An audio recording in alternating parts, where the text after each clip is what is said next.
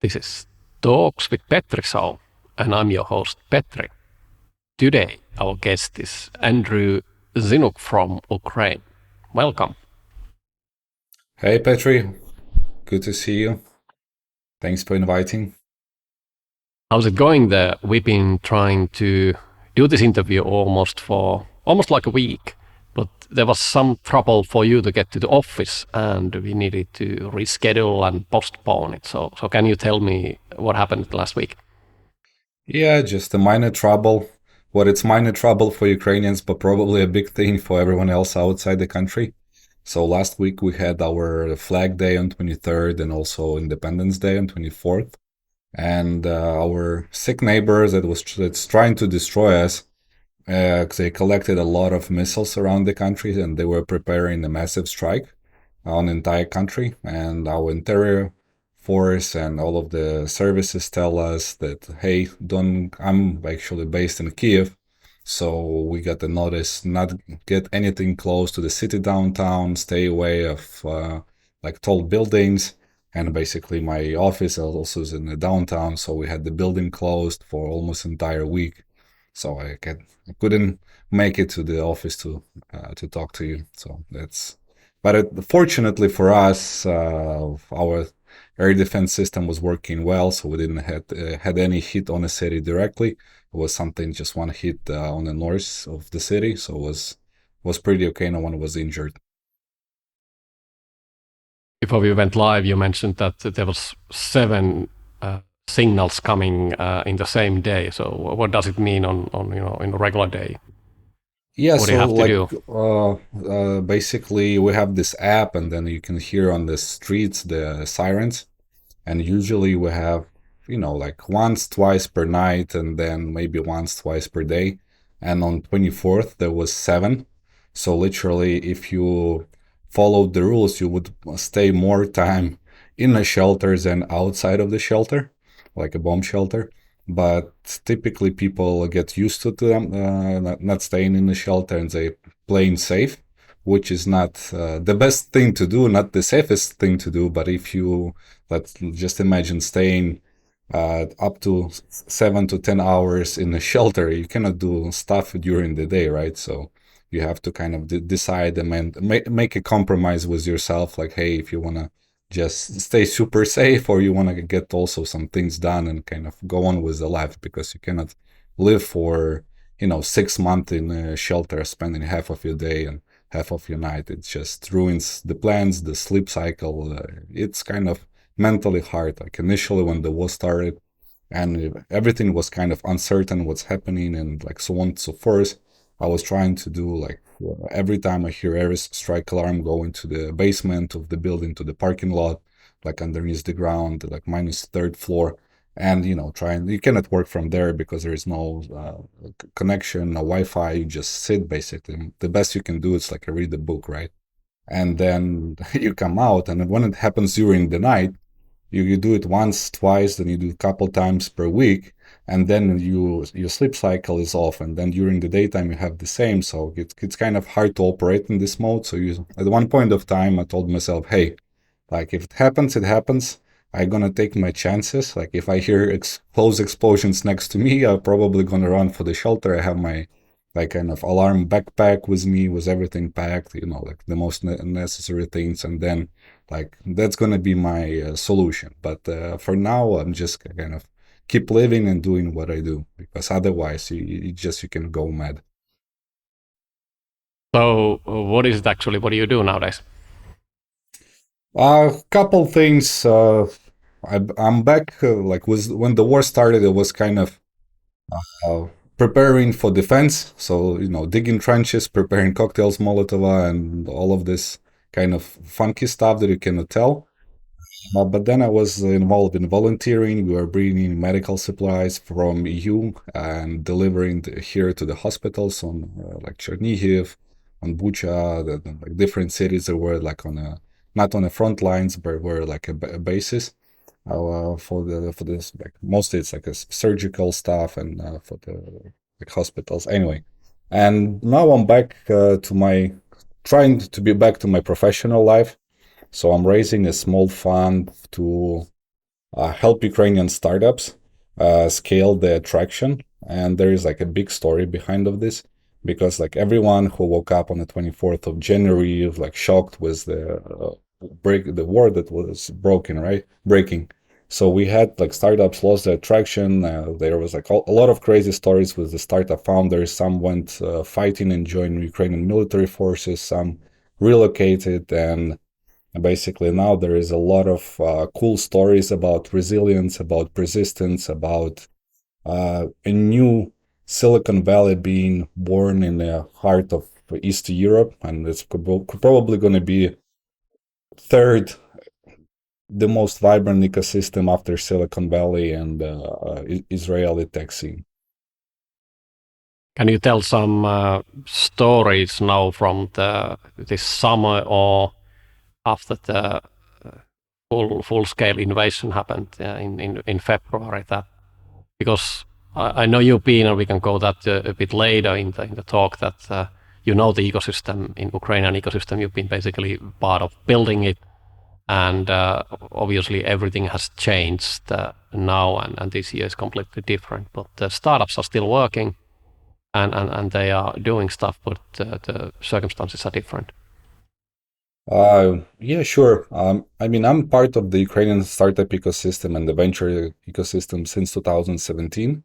When I joined Ukrainian Venture Capital Association, and also we launched Israeli Family Office, investing in startups, fintech, blockchain, martech, all sorts of the things, and we were building the startup ecosystem.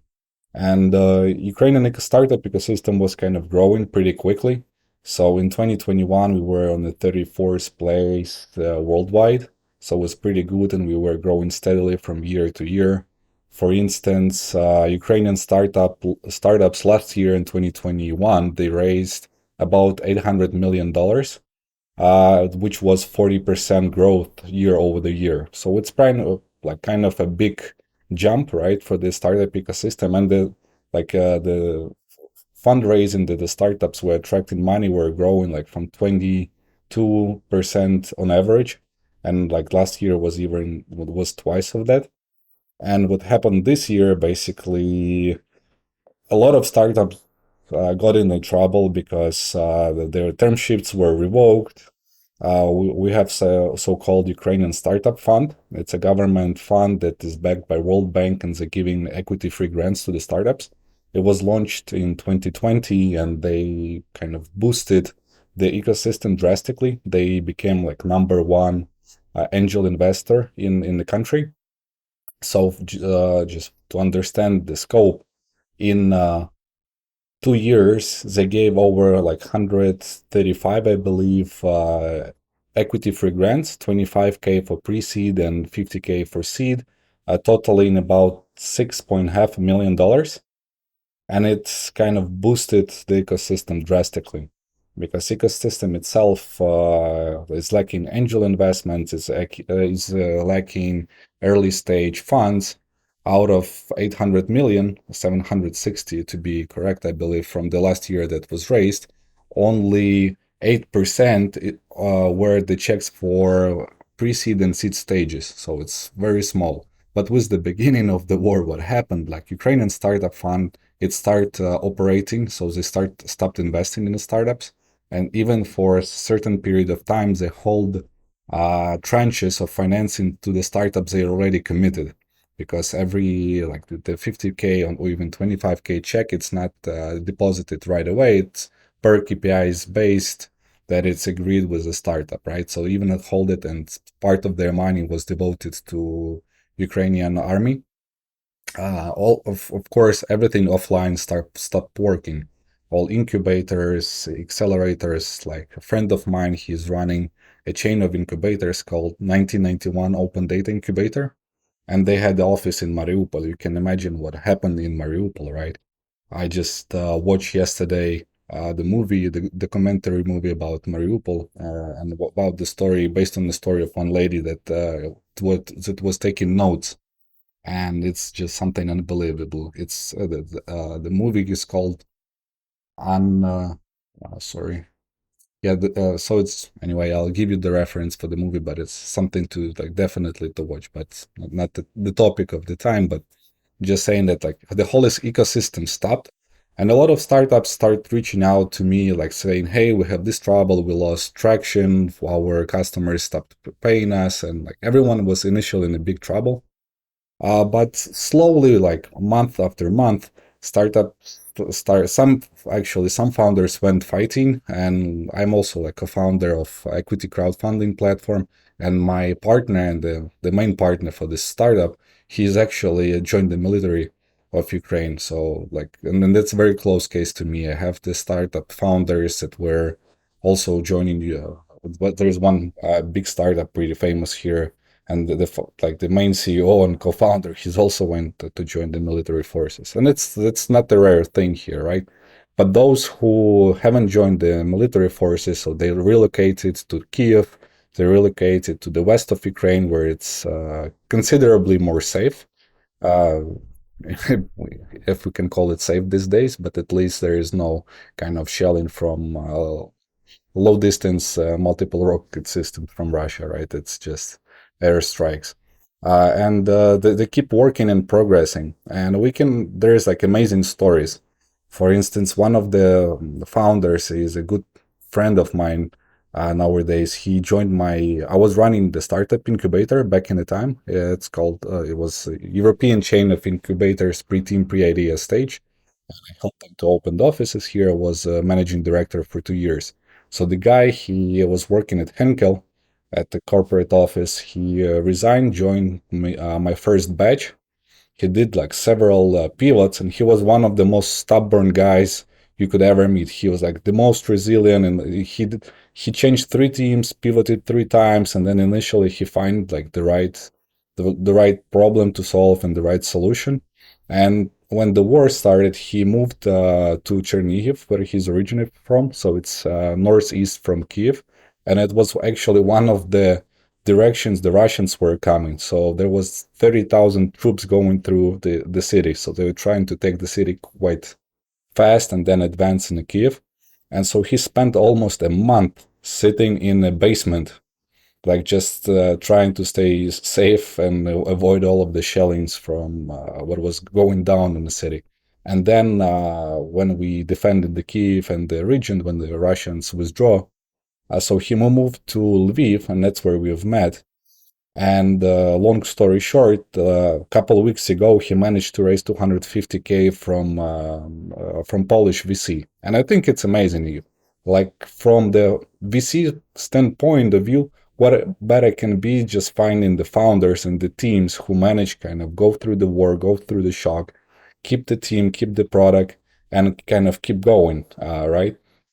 And there is a lot of stories like this. There is many startups I'm talking, and now I have a good deal flow of startups that actually everyone has a story, right? In terms of the content creation, everyone in the country has a story, and everyone in the startup scene also have its own story where the war started, where you've been, what happened, and so on. But some stories are amazing. There is a startup that was keep growing their attraction, and now they have in the September they will have about 30,000 MRR, which is amazing, right? For the considering that the team was all the time in Ukraine.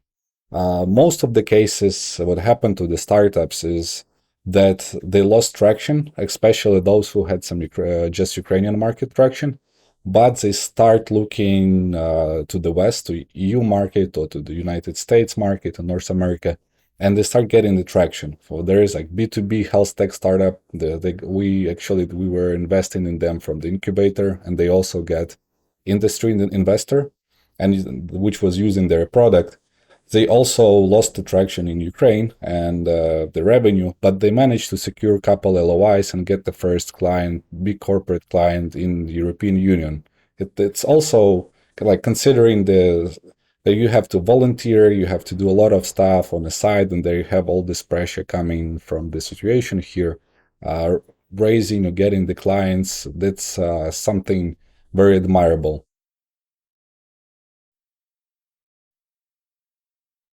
So, how was the ecosystem before? Um, I remember you mentioned that you were like 2017 coming to the startup ecosystem, and you saw it growing. There was a lot of also, maybe not a lot, but there was international companies and interest coming to, and it was, you mentioned that it became almost like a San Francisco, the new great thing to be, and you've been living in New York, Boston, and different places already, so you have the comparison there. So is there still a bit of that vibe left? How far are we off? I understand that the situation is different, but can you still feel a bit of that same vibe, even though the Everything went. situation is different? There's a couple things. The startup ecosystems. I mean, from 2017, I moved back from New York to Kiev in 2014, just after the Revolution of Dignity, and it was kind of the vibe in the city, in the country, was kind of pessimistic, and everyone was in a shock. But slowly, step by step, the city started getting this vibe of the vibrant, very dynamic place. And traveling Europe, traveling across the world, you always come to Kiev and like, oh, I don't want to move anywhere. I'm a big fan of the cocktail scene, and the cocktails in Kiev, one of the best in the world. The same for the electronic music. They saying like it's one of the best two cities in the world. So it was super kind of super vibrant, and you could see a lot of people coming here. And it's also especially the co-working space in Ukraine was amazing. You could not even imagine like how many very good co-workings we have in the city, and they start opening like from 2014, 15. The first one what was on the outskirts of Kiev, and everyone was like, hell, what is co-working, why should we go there? And then they start opening the prime like AAA locations, and getting this community of everyone like super progressive youth and like tech people. And now we have like a good chain that is even trying to like go to different markets and open their business model, right? So, and also to start creating this vibe for and place for gathering, like and also attracting people. We have a known founder from Estonia who opened his co-working in Ukraine and also invest in Ukrainian startups. Like startup wise guys, they start sourcing a lot of the startups from Ukraine. The startup incubator I was a managing director for, it also was kind of the first that I moved to from west of Europe to east of Europe and opening the location. So a lot of players in the market start joining the startup ecosystem and filling the gaps that was missing, because initially there was several attempts like to create the venture builders, to create acceleration programs, but there was a problem with there is a tech talent, but there was missing a lot of education for founders, how they should build the startup, how like what's the rules in the jungle, right, with the ecosystem, what the animals of the jungle. And slowly, like step by step, this ecosystem start gaining the players and that were helping startups and spreading this education and knowledge. And like with every time, even like 2020, when Ukrainian Startup Fund was open and I'm a member of selection committee, when you see the startups pitching, you see some very good startups with experienced founders, and you see that like good ideas, good founders, but they don't know how to pitch, they don't know how to produce the deck. And now with 2 years of Ukrainian startup working, the startup fund working, you see that the level of the pitches increased so much. You can see that people were actually trying to prepare. They were reading like Y Combinator stuff, a lot of material. So like the ecosystem is growing, and also the capital is also coming in. The only big gap that is still in the market is early stage, especially like angel checks. We have very limited amount of people who invest professionally as angel investors, and there is also education for angel investors also missing, which is a big problem. And Ukrainian Venture Capital Association, we're bringing people from different angel business networks across the Europe, and even we put some educational courses, but it's still kind of on the early days and needs to be growing. And then when we're talking about like pre-seed stage investors, there is actually no funds that invest, and even seed. If we talk about more, shift our attention to to venture capital market, right?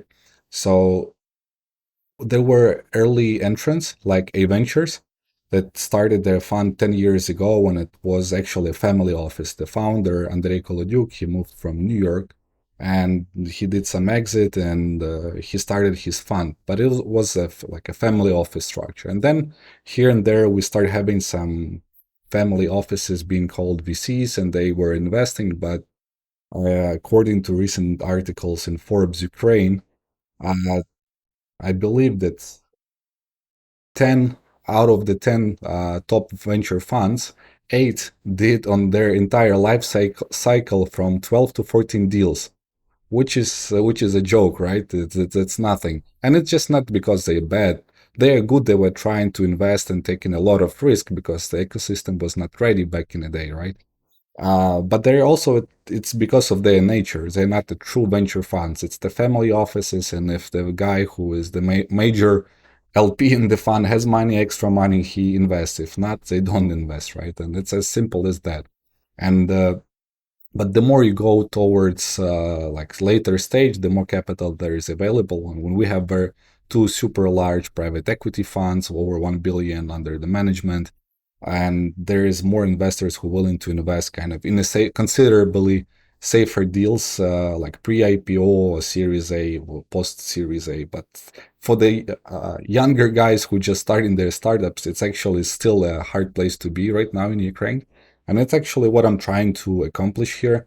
I'm trying to bring here a classic Silicon Valley style venture fund that will be here not for 10 years and here will be here for 20 years and build the bridge between Ukraine and actually Silicon Valley and North America. That once I'm investing, I'm bringing with me experienced VCs that will invest in the same deals with me, and I will be kind of managing the deal flow here, and then we can help the startup scale in the States. And there's a lot of attempts. There were actually a lot of attempts to start the venture funds, but for like a proper venture fund. But for many reasons, as all GPs know, what the pain in the butt is raising the fund, and especially for the country with so much turbulence and having such a not lucky neighbor on our side. Let's put it in a soft way. I'm trying to be nice today. So a lot of attempts failed, and now it's actually the time to have a good venture fund for Ukrainian market because ecosystem will be, if we look forward, ecosystem will be super dynamic. European Union announced a month ago, I believe, that they will invest 20 million euros in Ukrainian startup ecosystem and 60% will go towards equity-free grants to Ukrainian startups. So they will give $12 million in equity free with 60K. So it's 200 startups, right? It's a lot of, I know this ecosystem super well, and that's a lot. Like there is a lot of startups that will give a good chance kind of to make it to the next level. So that will be, and I think after the war, hopefully we're going to get rid of Russians by the end of this year. So from next year, the ecosystem will kind of rise again and will be even twice more dynamic than it was previously because it's kind of as a demand that was not satisfied, right? We kind of sitting at homes working from home offices or whatever the people working from. But then we used to have a lot of meetups. Like even when I moved to west of Ukraine, I opened a co-working space just to kind of gather the people who relocated as myself, IT professionals, startuppers, and we managed to have three meetups in under the 3 months. It was like 2.5 months. We had three meetups, and it was a blast. First meetup, we had about 30 people coming, and I was joking that if I lock everyone in, we could build the perfect Series A startup because there was everyone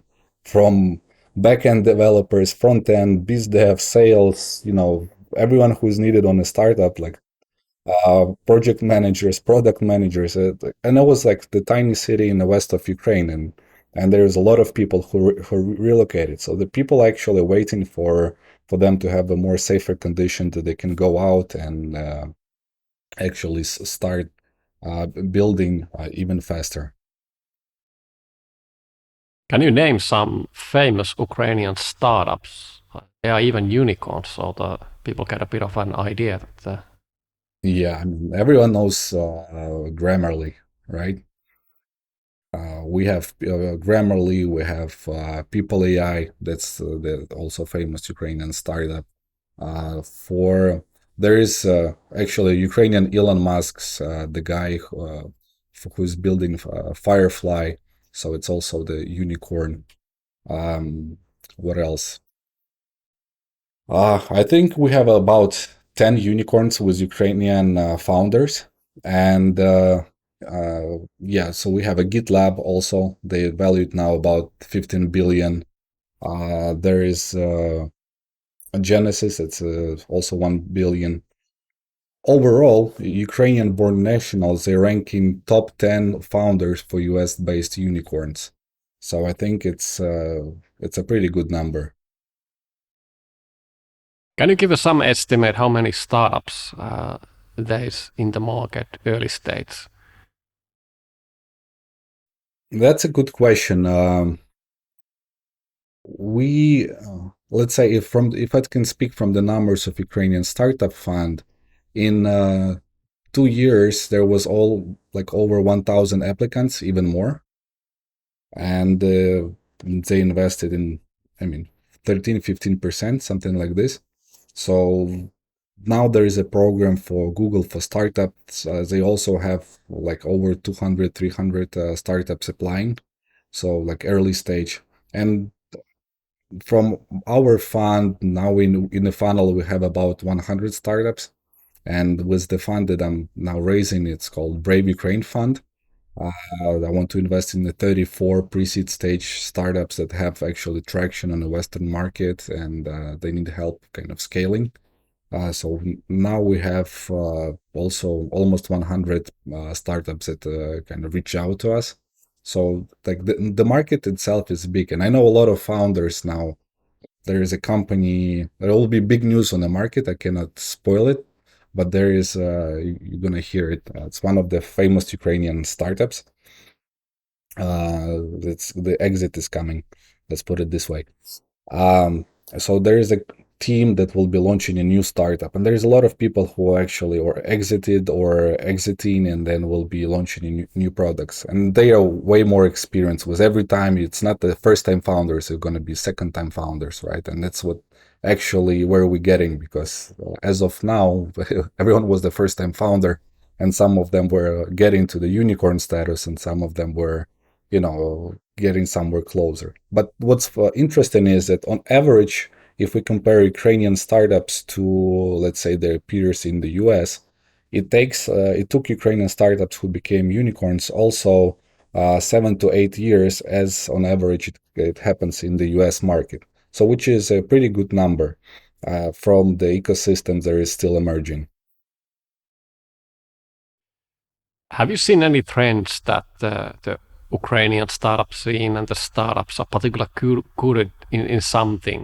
I mean, is it like a B2C or B2B, or can you see that there's something where there's a tendency of having more startups and more successful ones?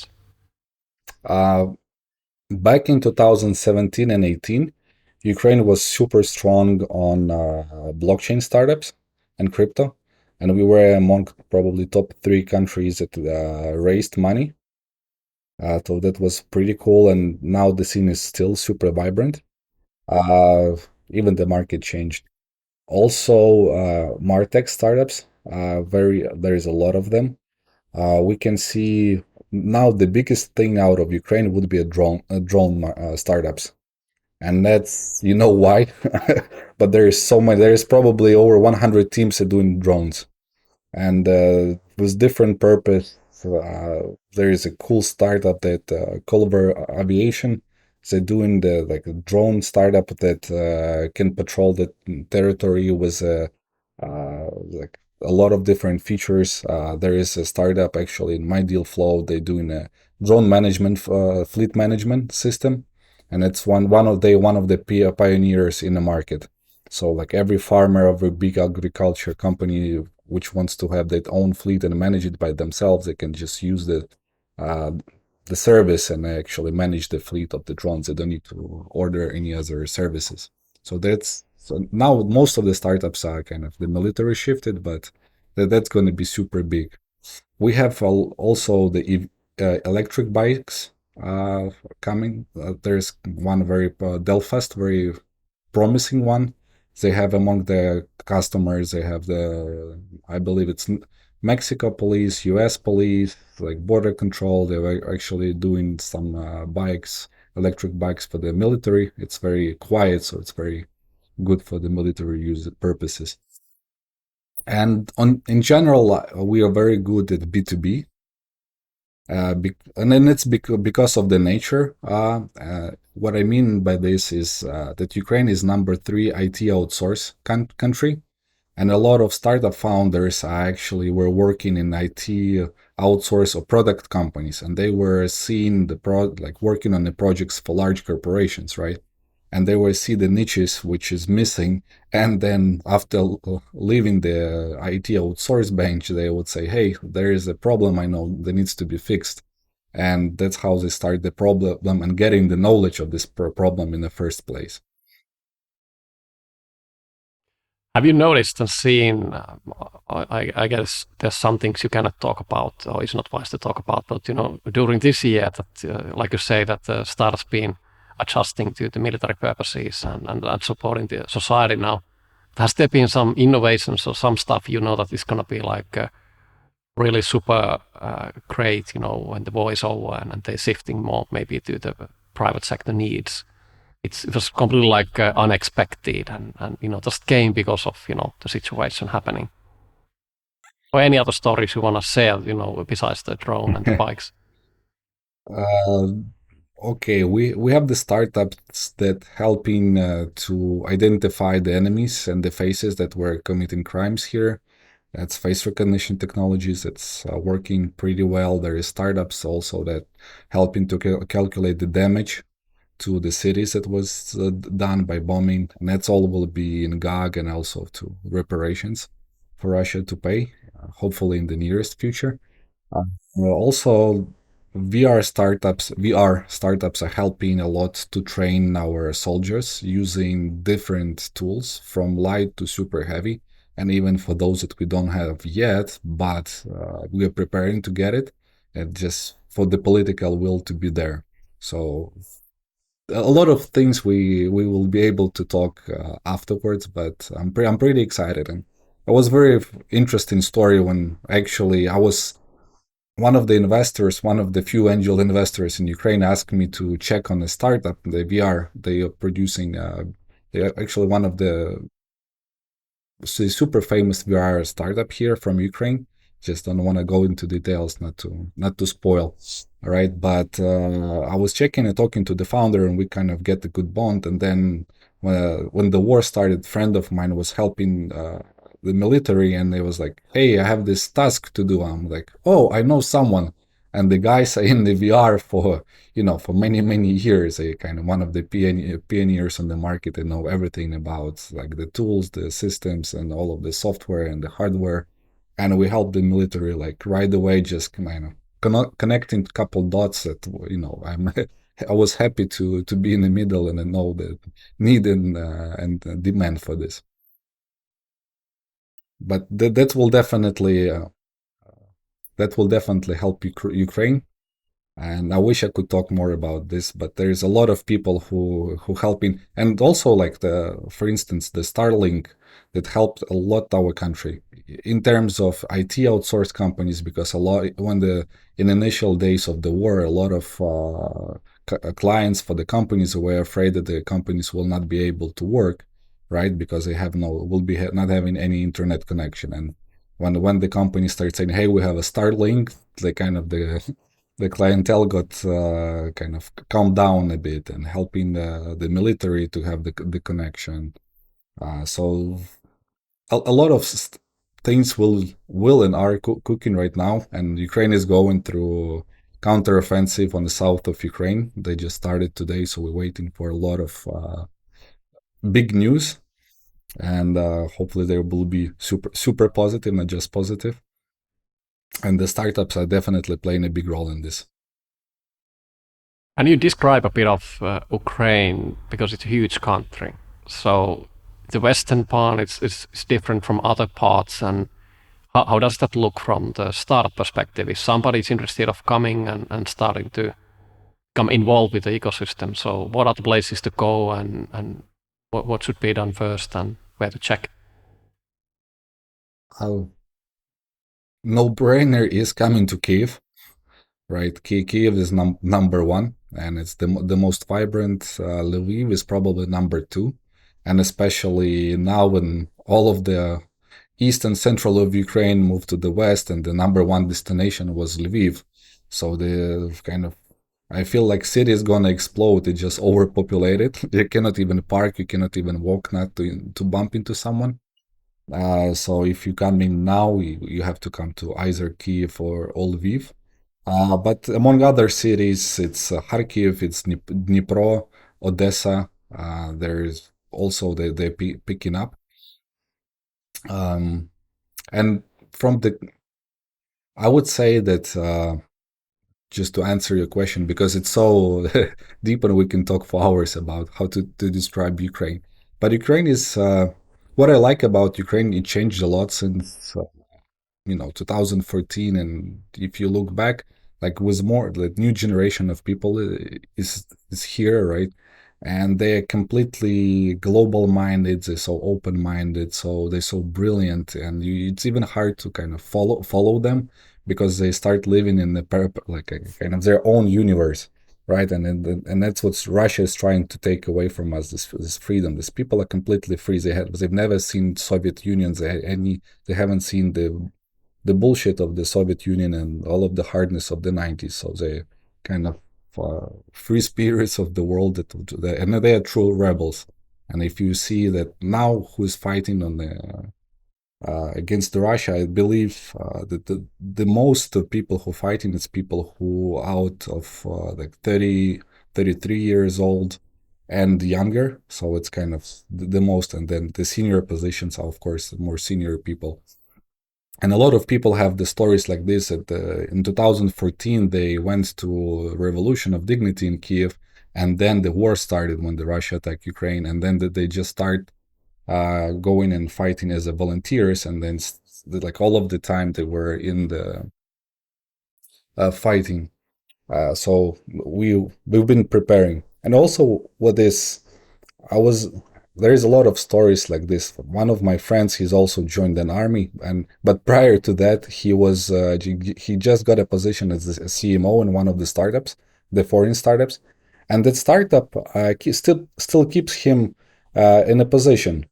And I really respect like startup founders and the startups who also show in the position as they do, because it means a lot for the person know that he's okay, he's fighting, right, but he still have a job to come back. And I'm really grateful. There is a lot of stories like this, and I'm grateful for such startups that kind of support in any way as they can our country.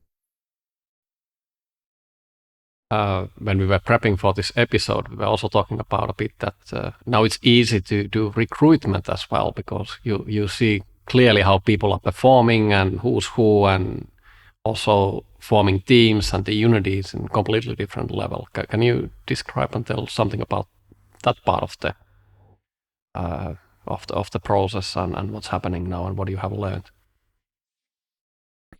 Uh, there is the saying that bright people shine in the dark, right? So now you can easily see it's more obvious who is who, and the market itself changed. Because if we can talk about the like IT part of the market. So before the war, it was employees market, and the companies were struggling kind of to hire, and it was even unhealthy for both and companies and employees, because yeah, IT specialists were jumping from company to the company, and kind of it was creating this vicious circle of creating the bullshit, because you cannot you know jump too high, right? There is a limit to all of this, and probably as the valuations of the startup in the US, and especially with the Newman getting the unicorn status before even launching. Sometimes the madness has to stop, and I believe the beginning of war was actually the thing that kind of changed the market and changed the sides of the table. So now it's again becoming the market for employer, and people have to kind of and deliver, because a lot of people are, as everyone who was working remotely, kind of working two jobs, three jobs, which is also not right thing to do. And but there is a like couple things on this. I was recently speaking to one of the investors from the US, but he has his kind of also IT outstaffing business, and he's talking to Ukrainian engineers, and they still want to have even more salary than previously. So some people haven't adjusted and kind of live still in this pattern that everything is growing and they can shift jobs. But most of the people come to their senses, and kind of that's changing. In terms of the startups and the teams, I think I wouldn't say that our startups were in a sweet spot before, because ecosystem was still kind of young and growing. It was not overflooded with the money. So the startuppers, and that's what actually is helping us, and in the same time, because they are hungry. If you We can talk about the hungry startuppers, the founders who have their fire in the eyes and want to deliver and build.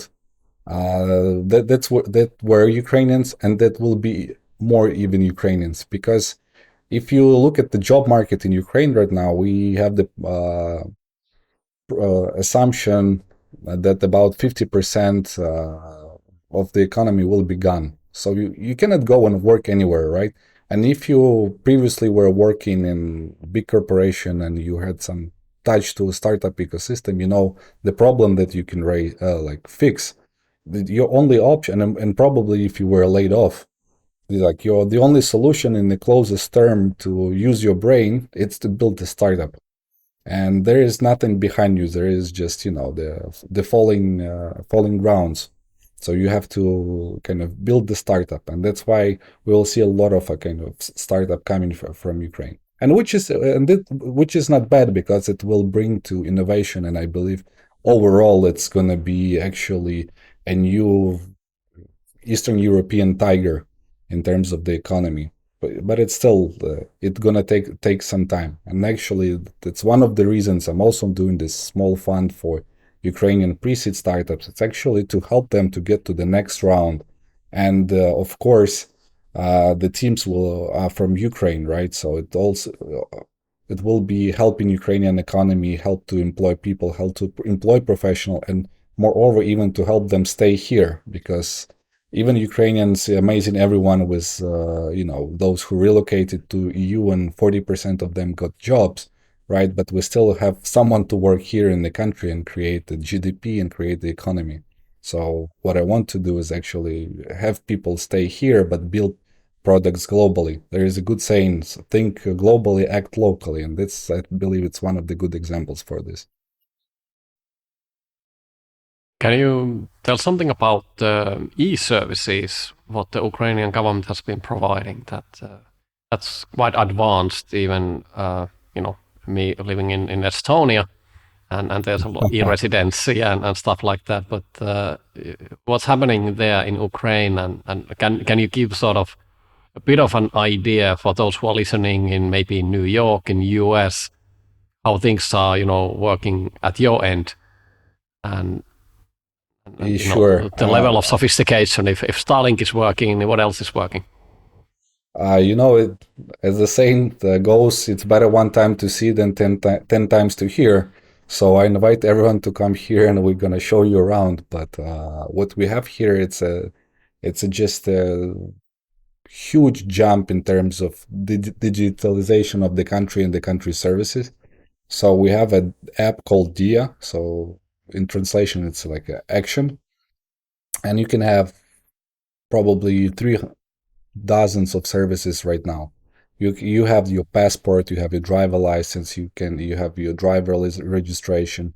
You have if you get a car speeding ticket, you can pay it right there and get a notification. You have all of your documents on your child. You can open an LLC company now from DIA, and it takes minutes. You, as a private entrepreneur, you can also pay taxes. You can get all of the services. There's like so much things you can do, and the country is it's actually one of the driving factors that's changing in Ukraine. Because I mean, I'm not carrying my wallet with me. I have everything in my cell phone. I can pay. I can shake my phone to pay the tip, or just transfer the money to the buddy next to me. I can split, the bill tens ways, and of course, I have everything like driver license, passport. And now Ukraine did the first time with Poland to exchange the electronic passports. So now in Ukraine, in Poland, Ukrainian electronic passports are recognized. How amazing is that, right? So and it helps to create more and more services from the government. So there's a lot of stuff we can have a pulse on any question from the government in the phone. It's not like it's not official like a nationwide poll, but at least government have a quick feedback on a topic that it's arising, right, and can adjust its actions. So I'm very, very proud of what's going on, and especially now Ukraine has its own e-residence. And recently we launched the project DIA City. It's a special economic zone for the startups. And actually, I was part of the team that was developing. It's this early concept, the first presentation that was delivered to the president. Back in the day, it was a little bit over the year ago. I was the head of large NGO called Professional Government Association of Ukraine. It's an umbrella organization that unites all alumni of Western universities, like Harvard, Oxford, all of the kids that came back here and working here on the market. And my board, I was head of the board, and I have 4 members of the board working on this very draft concept, which then became a concept, and then it was turned into a bill. And now I believe they have I don't know, couple dozens of companies that joined the special economic zone. So the country is changing, and after the war, I believe it's going to be like double or triple the speed. So you have to jump on the board, and if you want to feel the freedom, the true freedom, you have to come to Ukraine, because we are a country of free people. Was the digitalization, what I'm getting is that let's talk about also the other part of Ukraine, the corruption and the things which are not working are still, developing as well. So it's not all great, and I guess that was one of the things which was, well, the EU, the guys in the EU and the people in the EU, and I know some of my friends even, they were like, okay, but this Ukraine is quite corrupted, and it's a foreign place to go, so to speak. It's not like the rest of the EU where the eastern part where things got better after the Soviet Union. Some more successful than others, but so it's like a work in progress. But so what's your take on that? Consider that somebody wants to come and start to build stuff, maybe invest. What's to take into account? What's the situation at the moment? It's a complex question, and I believe with years the situation is getting better. You have to understand something. There is like before the war and all of the revolutions, there was one what's the right wording for it? A social agreement between the citizens, right? Uh, and the government. And now the social agreement is changing. And after the end of the war, no one's going to tolerate the corruption, and no one's going to tolerate the injustice. And it's part of the transformation that Ukraine is going through at the moment, and paying for this transformation and for their future with blood and tears and sweat. And I believe, and Ukraine shown that their civil society is actually working, and because Ukrainian volunteers were the first ones who gave a hand to Ukrainian army to defend, and it was in 2014, and it happened now, was providing, was like producing even bulletproof vessels, providing drones, providing medical supplies, everything that was government slow dealing with because of other more probably more urgent things. But anyhow, that was the Ukrainian civil society, and the Ukrainian civil society shown to be strong, and no one's gonna tolerate the corruption in the future. And one of the biggest things that is still missing it's judicial reform, and it's an agenda for our EU partners. And one of the biggest mistakes for Poroshenko was he never fulfilled actually the judicial reform. And it's very personal to me because there is a person in Ukraine who was assassinated by acid split on the face, and she was my Aspen classmate, Katarina Handzuk.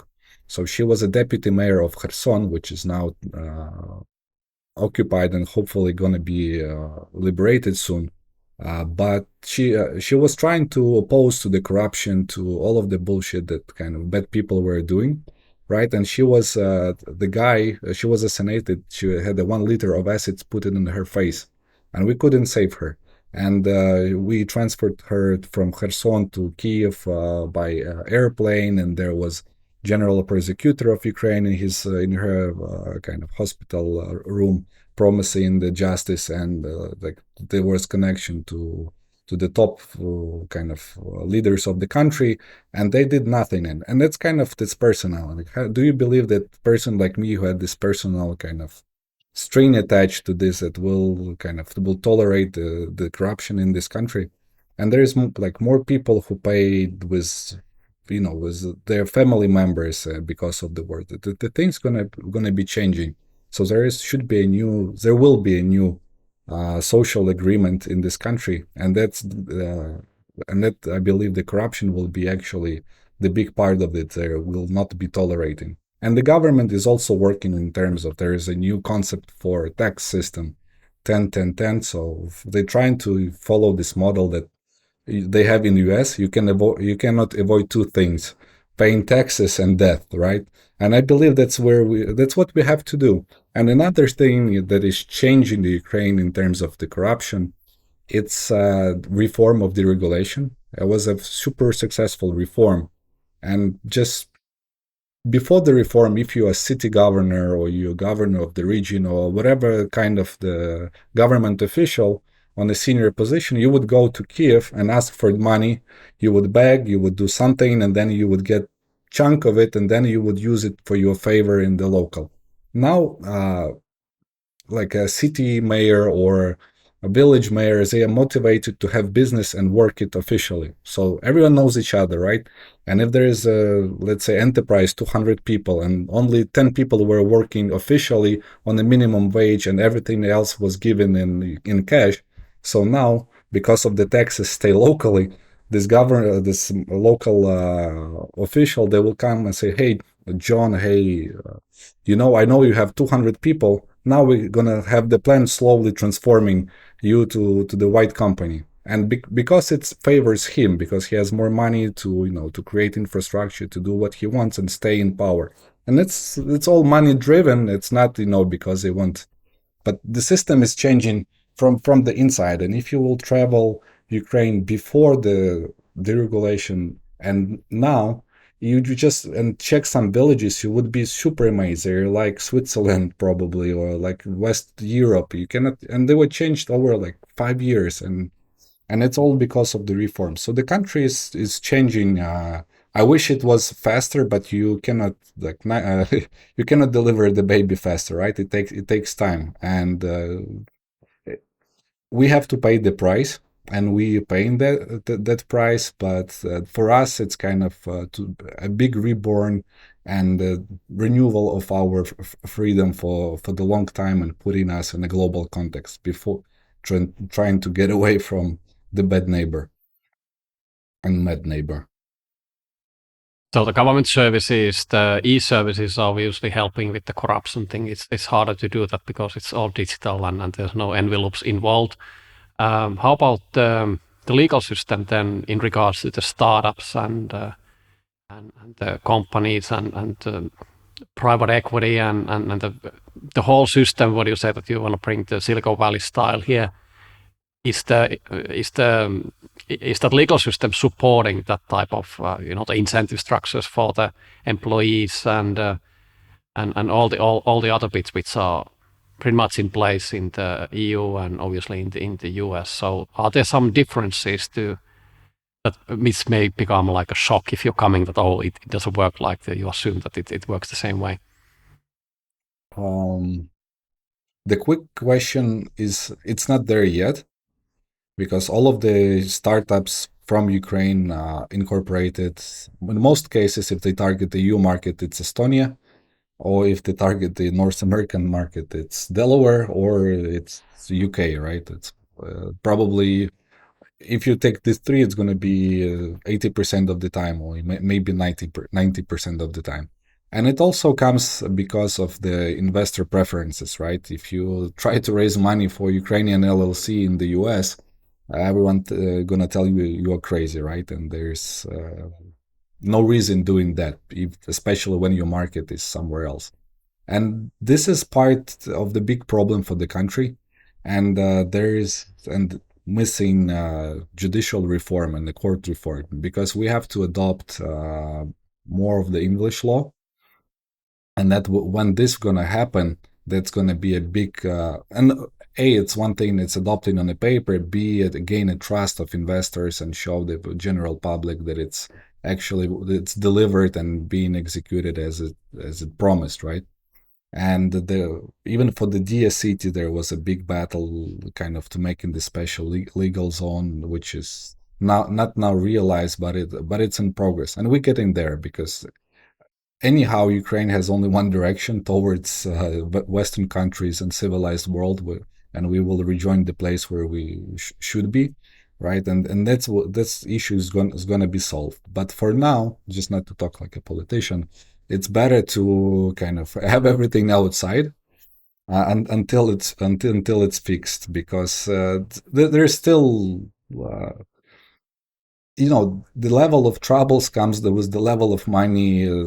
If you talk in the billions, you're gonna, or like super multi-million-dollar business, that can be some trouble, and it's unavoidable. But there is also ways how to protect it if you structure it right. So there is a way how to do it right. There is no saying, "Hey, open Ukrainian LLC or Azar's reform and you are safe." No, you have to do it smart. You have to use very cautious legal structure involving international company and then some local companies, and also it also depends on the assets, right?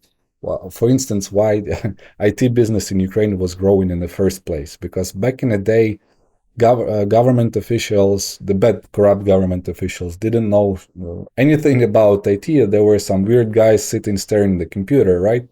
And on the other hand side, the mafia that was kind of protecting and taking the cut from every business, they also didn't get what it was. Some guys sitting there, right? If they understood how to control them, that would be the story was not would be way different. So, but the situation is changing, and for good. I can witness it from myself, because I have some small business here, and I never had any troubles. I'm doing like small startups also for the local market, and you don't get the problem. And especially the best thing in the Ukrainian market is to be transparent, because if you're not paying the taxes, if you're paying the salaries in cash and not officially, then you can easily get in trouble. You get a call from people who will ask you to share some for you for them to protect you. But if you do it transparent, that's the best solution, and the market is going this way. How is the physical safety? Someone who has never been to Ukraine and thinking that it's safe to, are there safe areas, and does these simple questions, what's your answer? Obviously, war is different, but I'll when tell you're you, in a it's normal super situation. safe. In prior to war, since 2014, I never was in a fight, never had any kind of scary situation that was threatening my life. It instead of the case that happened to me in New York back in the day when I lived in New York. Um, I was one of the parties, and a friend of mine, she got drunk, and I was like a gentleman trying to kind of get her home safely, and she lived in Bronx, like the last subway train on the north, and then you also take we took a taxi, and I almost died there because it was a kind of Afro-American ghetto, and I was like 3 a.m. In the morning, and I was walking, and I hear the guys like there was like probably I don't know 5 6 people. Calling me, hey snowflake, hey white ass, and like they had guns, they had knives, and the only thing that saved me it was kind of a bad Russian accent that I faked. So I was like, "Hey, you know what?" And I was thinking like I was like outnumbered and outgunned, and I couldn't run that fast as the guys. But I had like this short haircut, the leather jacket, so I was looking kind of, and I'm like white Slavic face, right? You cannot get away with this. And I was like, "What should I do? Because I'm probably done here." And I was like, "Oh." Russian accent, and I start faking it. I was like, "I'm from Brighton Beach, here on a mission. You wanna have a trouble with bratva?"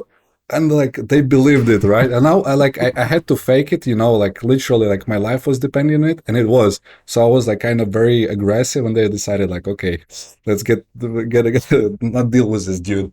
And I mean, in the even in New York, I was like in a couple fights, like a bar fight when I was just standing and someone smashed me for no reason. So and oh, actually, it was a funny story happened in the Boston. It was 2013 July, 4th of July. I stopped in the gas station, and there was a guy who trying to steal some stuff from the gas station. And we asked him to, and the waiter on the register tell him, "Hey, I see you trying to get everything off your pockets and leave." And he starts smashing everything on the shelves. And so, like me and a couple guys, we just threw him out of the gas station. And once we get on the car, he jumped with the bat and started beating the car, like, and then that was crazy, like. And you never have these stories in Ukraine, like. So for it, and then it's not even that I'm local and you're going to be foreigner. If you no, not looking for the troubles directly, right? So the troubles not going to come to you. And it's the Ukrainians are very friendly people. They're very nice and they're not rude. They're going to try to help you. So it's I have my brother who's actually living in Denmark. So the younger brother. So he was coming. He started coming here with his friends, Danish friends, and now they like per year they come in 4 or 5 times, and they love it so much they stay here for like 2 weeks, 3 weeks. There's a lot of people who are working from here remotely. One of my best buddies, he works for oil national company of Saudi Arabia, and he works from Ukraine. So most of the time he stays here, then he goes there for like a couple of weeks, and then comes here. And a lot of people like doing like this because if we look for the quality of life per dollar that you have, it's uncomparable what you get in the New York or even in EU comparing to Ukraine. Can you give some idea of the price level differences? Price level differences. If we talk upscale bar, cocktail bar, actually the one I showed you, right? From the what it was last 2 nights ago. So the cocktail it's the best in the city and probably in the country, right? So it costs the cocktail $10.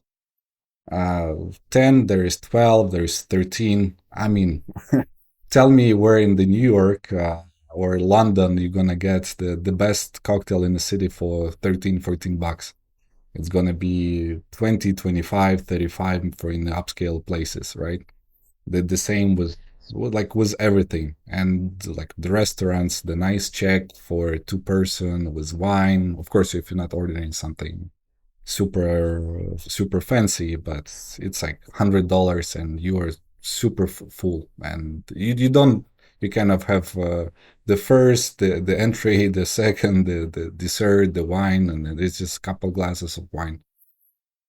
So the price is the and like also the rent for the apartments is also here is cheaper. You can get something for super nice like 2 bedroom for in city downtown or like new building for $1,000, and it would be an amazing place which would cost uh, like 3 times probably more. I'm more aware of the New York real estate, but for something like that, I would. Back in the day, I was paying like 6, 7 thousand per month, and here you can get for 1,000, which gives you a lot of saving for fun and travel.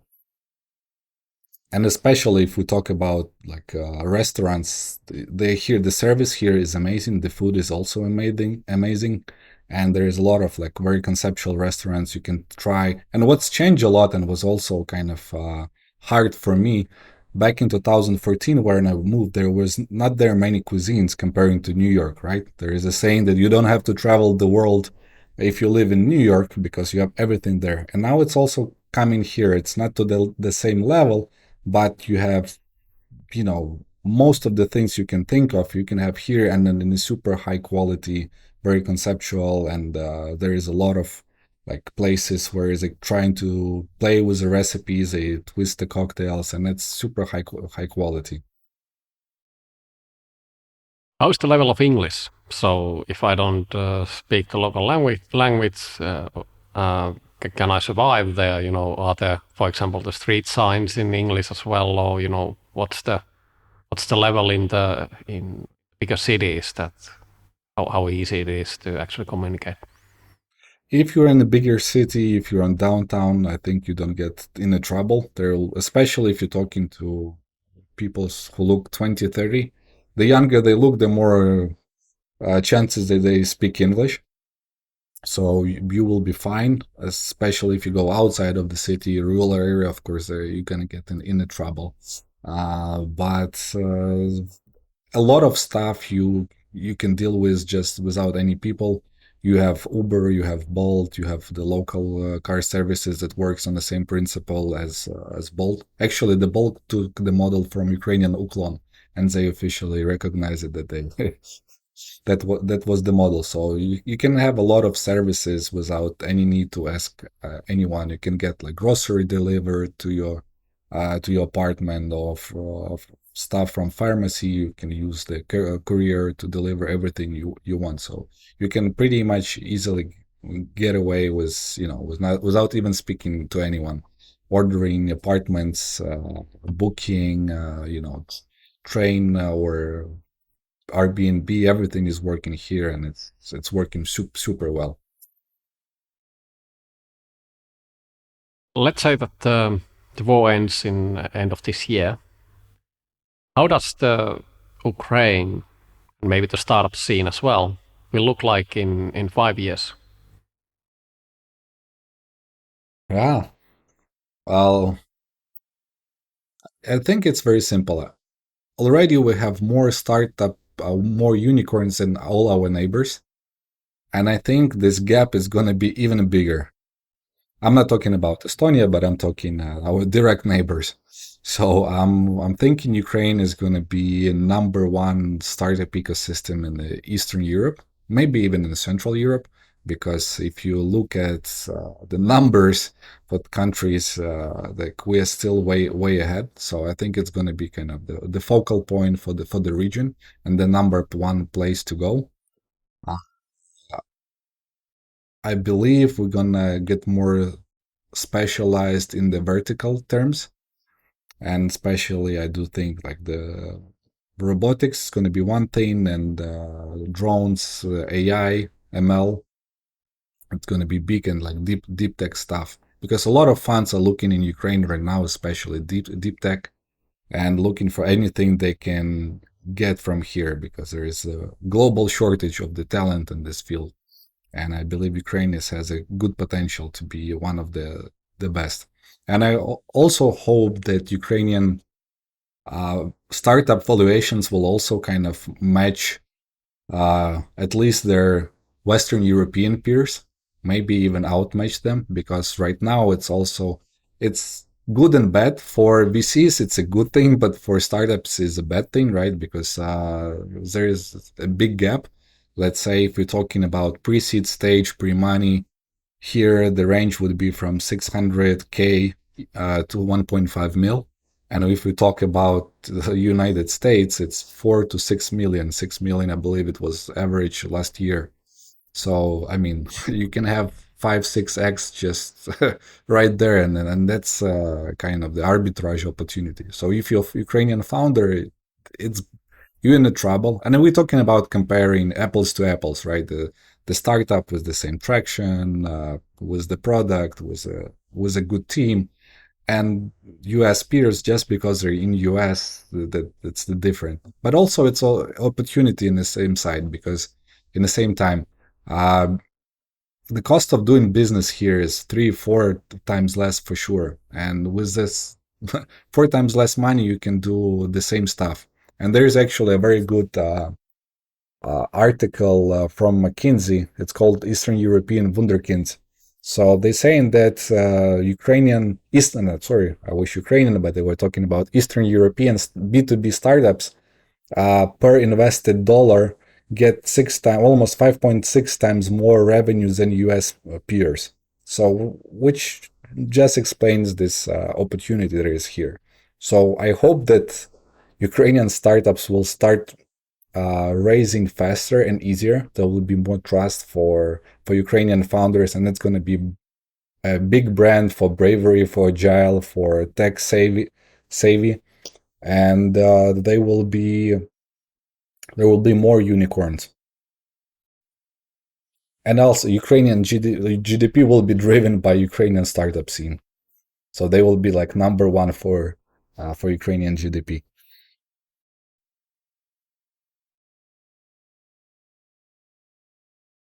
What is your favorite word? Achieve. What It's is very your simple. least what is your least favorite word? Impossible. What turns you on creatively, spiritually, or emotionally? Say it again, please. What turns you on creatively, spiritually, or emotionally? I like challenge. Like all my life, I must have a sport background, and for me, so when someone says it's impossible or if it's easy, uh, like if it's impossible, I'm saying, hey, challenge accepted, and that's why I like the challenges. I like impossible, like raising the fund sitting in Ukraine during the war. I think it's not impossible, but it's a big challenge, right? So What turns you off? a couple things. First is dishonesty, and second, stupidity. And there is the joke. If you are stupid and dead, it's the same because everyone suffers and you don't know. What is your favorite curse word? It's simple. It's FAUCK. What sound or noise do you love? Sound or noise. I like the sound of aha moment. You know, when you were kind of thinking of something and then you finally figure out and you're like, yes, like the moment of enlightenment. Duh. You know, that's kind of, it's like super emotional and you cannot fake it because if it's, if it's there, it's there. And if it's big, you kind of get this kind of mental orgasm, if we speak so. What sound or noise do you hate? I don't like when someone complaining and everyone like and negative, like oh, and that's that's the worst sound. I don't like when someone wants to be pity and get all of this kind of support. So for me, it's kind of it's turning off for sure. I'm a very kind of direct and straight person, so I like when it says like, "Hey, this is the problem, but I need the solution," but not when someone is trying to just, oh, I have a trouble, blah blah blah. So that for me turns just into like single noise, which is like just goes past by my ears, and I don't get it. What profession other than your own would you like to attempt? That's gonna be something new because in my experience, my professional experience, I tried different things. And different fields. And I mean, from being assistant to the member of parliament to the in Canada and kind of being on the diplomatic track and working the consulate general of Ukraine in Toronto in economic trade mission to having my own radio show in Vancouver, trying to get on a break into the Wall Street and, all of the kind of investment banking in the States and having like, my own boutique investment bank in Ukraine and then turning into kind of the startups. And I think it's hard to say I'm happy where I am. Maybe I will turn back because I'm operator and startup founder, turn to be a VC, and maybe in some point of time I'm gonna switch the table and become entrepreneur again as a startup founder. So that's and the field. I always I'm very passionate about space and conquering the space. So maybe I'll be building a startup in something related to the space tech. What profession would you not like to do? Being government official. I was working, and it's I was working on reforms in Ukraine when I moved back from New York in 2014. We started. I was supposed to join the team of Minister of Economy, and then the guy resigned, and we were like a cool team. So we were like, what should we do? So we launched an NGO on deregulation of economy and covering all sectors of economy. And then I started my own NGO with also some people from private equity partners, and there was a kind of cool team of the founders, and we were doing like a SWAT task force for Ministry of Agriculture and doing different sorts of stuff from evaluation of and diligence on the government-owned companies to drafting the laws and uh, looking for the bottlenecks in the system. So, but it's like a jello. When you start working, energized, and you're kind of, hey, you should do this, and you start talking to the government officials that are not motivated and don't want to change the system. You just poking. It's like a jello. It goes like waves. But then if you keep on not poking, it just comes down and like nothing happened. And then oh, there is a big even bigger uncertainty even comparing to startup world in terms of the result. To change something you have to kind of lobby, prepare the draft bill, get it passed, and then kind of implement it.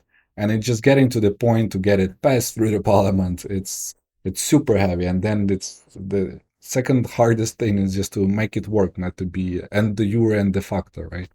So for me, it's like, it's maybe when I'll be 60, 70 years old, I will say, hey, I like when things go slow and, this kind of pace. Now I'm not into this. I'm trying to change things where you can change it quickly and with a bigger impact.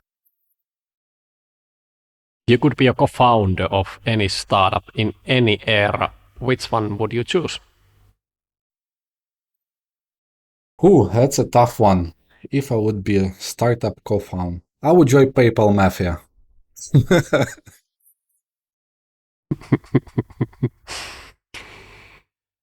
Any final words to the audience?